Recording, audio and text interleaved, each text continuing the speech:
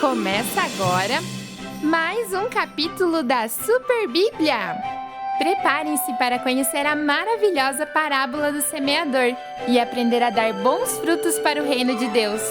Embarque nessa aventura e se inscreva no canal para receber vídeos novos toda semana. Preparados? E vamos lá! A história que você vai conhecer hoje foi contada por Jesus para nos ensinar sobre o reino de Deus. Essa história começa com um semeador. Você sabe o que é um semeador? É alguém que planta sementes na terra para fazer crescer plantas, frutas e flores. As sementes são pequenas, mas tem vida dentro delas.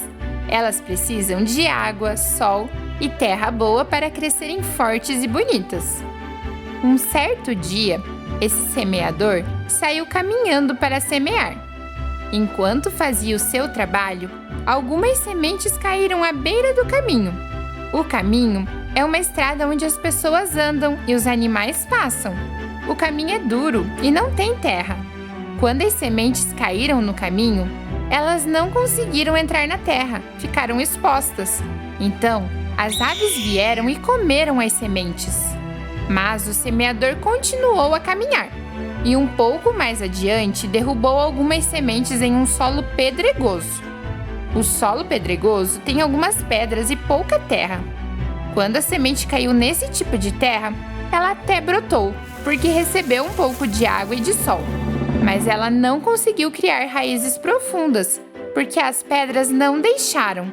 Então, quando veio o calor do sol, a plantinha queimou e secou porque não tinha água suficiente.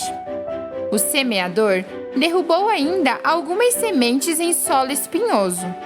O solo espinhoso é aquele que tem muitos espinhos e ervas daninhas. Quando as sementes caíram em meio aos espinhos, também brotaram porque tem terra, água e sol. Mas, infelizmente, os espinhos e as ervas daninhas cresceram junto com as sementes que brotaram e as sufocaram. Finalmente, o semeador chegou ao seu destino e colocou algumas sementes em terra boa. Nesse lugar tinha bastante terra, fofa, limpa e fértil.